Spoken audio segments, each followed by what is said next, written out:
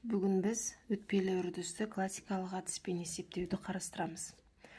Электротехникасының теориялық негіздері 2 пәнінде өтпелі үрдістер қарастырылады. Өтпелі үрдістің есептеуінің 2 әдісі бар: классикалық және операторлық. Бүгін біз классикалық әдіспен жұмыс жасаймыз. Бүгінгі біздің қарастыратын схемамызда өтпелі үрдіс жүру үшін қажетті элементтердің барлықтары бар. Ол кілт и реактив элементтер. Егер тізбекте бір ғана реактив элемент болатын болса, онда ол тізбек бірінші ретті тізбек деп аталады.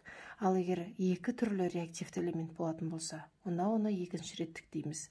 Есеп шығару барысында бізге негізгі анықтайтын шамалар өтпелі үрдіс кезіндегі тоқ пен кернеудің өзгеру заңдылықтары. Олар міндетті түрде катушканың бойындағы тоқ пен кернеу емес, кез келген элементтің бойындағы тоқ пен кернеудің өзгеру заңдылығын анықтауға болады. Бүгінгі біздің есебімізде катушканың бойындағы тоқ және кернеудің өзгеру заңдылығын қарастырамыз. Өтпелі үрдісті қарастырған кезде біз міндетті түрде кілттің күйіне қараймыз. Дәл қазір бізде кілт тұйықталып тұр. Ал мына тұрған бағыт кілттің болашақта ашылатынын көрсетеді. Біздің дәл қазір көріп тұрған схемамыз коммутацияға дейінгі схема деп аталады. Ал коммутациядан кейін ол кілттің ашылғаннан кейінгі схема коммутациядан кейінгі деп аталады. Коммутация дегеніміз кілттің ашылып жабылуы. Енді өтпелі үрдісті есептеген кезде біз міндетті түрде берілген мәндерді жазып аламыз и белгілі бір этаптармен есеп шығара бастаймыз. Мысалы, ең бірінші біз коммутацияға дейінгі схеманы салып аламыз. Бұл жерде кілт схеманы қалай өзгертеді, соны қарауымыз керек. Егер кілтіміз тұйықталып тұрған болса, онда тоқ осы кілттің бойымен жүреді. Яғни тоқтың жүру жолы мына қорек көзінен басталады, кілттің бойымен жүреді, катушканың бойымен жүреді, мына төменгі кедергінің бойымен кетеді. Сонда коммутацияға дейін бізде R1 кедергісі кілтпен тұйықталып қалады. Сонда схемада R1 кедергісі болмайды деген сөз. Яғни мына тұрған схема коммутацияға дейінгі схема. T0-. Мына 0- деген коммутацияға дейінгі уақыт деген ұғымды білдіреді.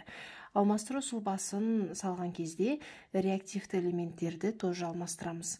Яғни катушканы түзу сызықпен келтіреміз. Яғни бойында кедергісі жоқ, және тармақ ретінде көрсетеміз. Сонда біздің схемамызда мына жерде кедергі болмайды, себебі бұл кілтпен тұйықталды.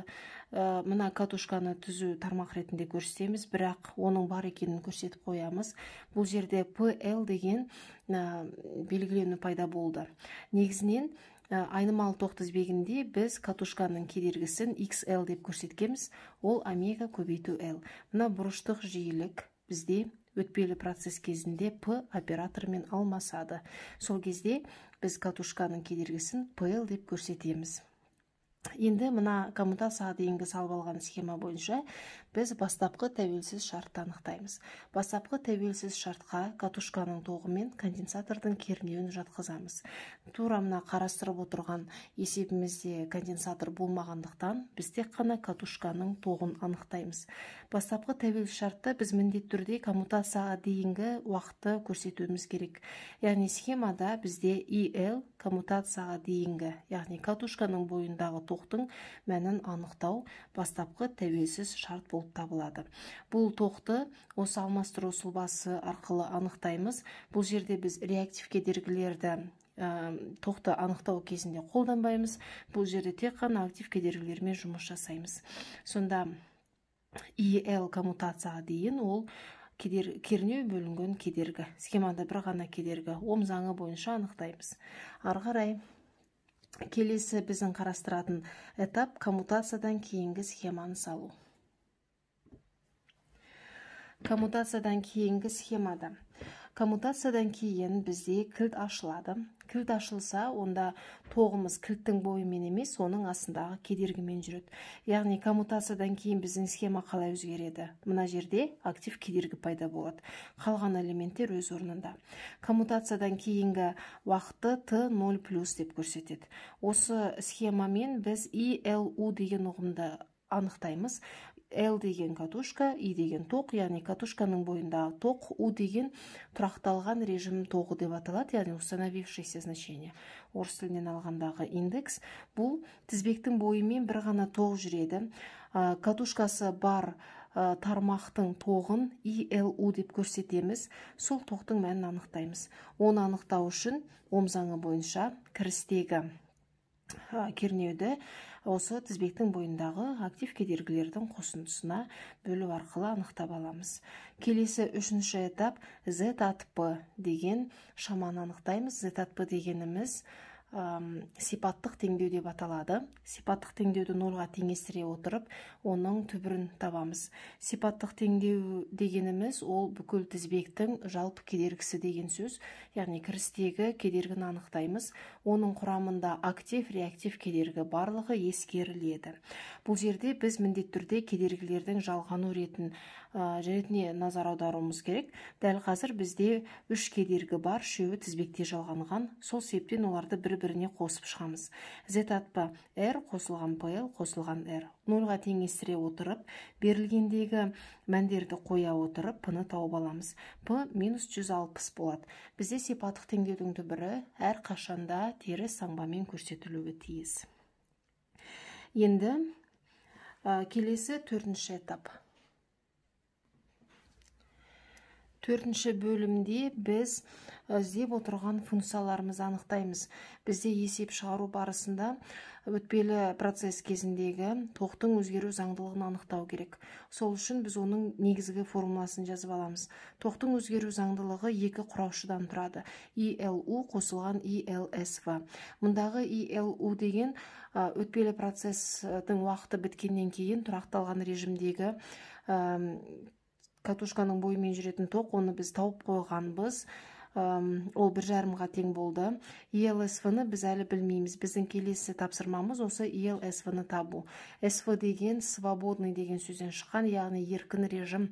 Бұл режим өтпелі процесс кезінде пайда болып, өтпелі процесс аяқталғанда сөнбелі, яғни өшіп қалады.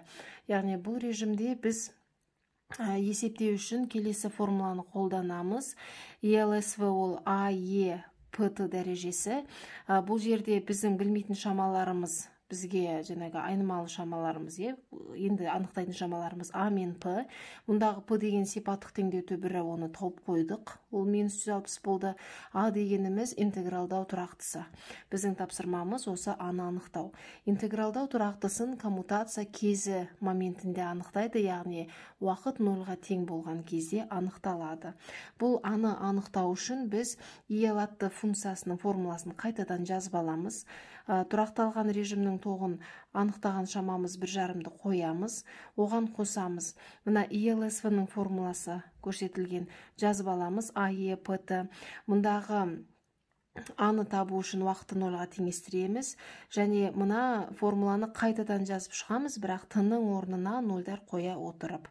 Сонда бізде IL at 0 тең болады 1,5 қосылған А көбейту 1 деген шықты. Бұл 1 дегеніміз, мына дәрежеде Т-ның орнына 0-ды қойсақ, П көбейту 0 0 болады, Е-ның 0 дәрежесі 1-ді береді.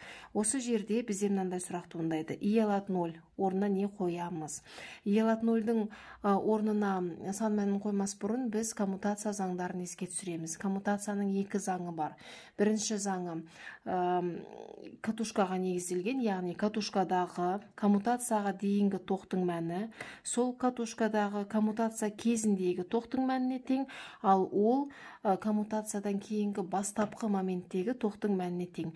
Яғни бұл тоқтардың мәндерінің уақыттары өте жақын бір-біріне, яғни нақты коммутация кезіне өте жақын уақыттар. Коммутацияға дейінгі уақыт, коммутациядан кейінгі бастапқы моменттегі уақыт. Сонда біздің анықтап іздеп отырған шамамыз IL at 0. Оны анықтау үшін бізде оған дейін анықталған IL 0- деген шама бар. Ол бастапқы тәуелсіз шарт.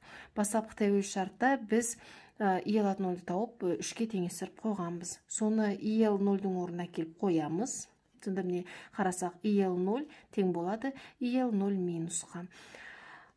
Орнына келіп қойдық. Содан біз Аны тауып алдық. Интегралдау тұрақтысы 1,5-ға тең болды. Енді жауапты жинай саламыз. Міне бізде негізгі формуламыз. Ел аттыны жаздық, 1,5-ді қойдық, аның орнына 1,5-ді қойдық, ені қойдық, пының орнына -160, и тінің өзін қойдық. Келесі біздің тапсырмамыз осы катушканың бойындағы кернеудің өзгеру заңдылығын анықтау. УЛ атты.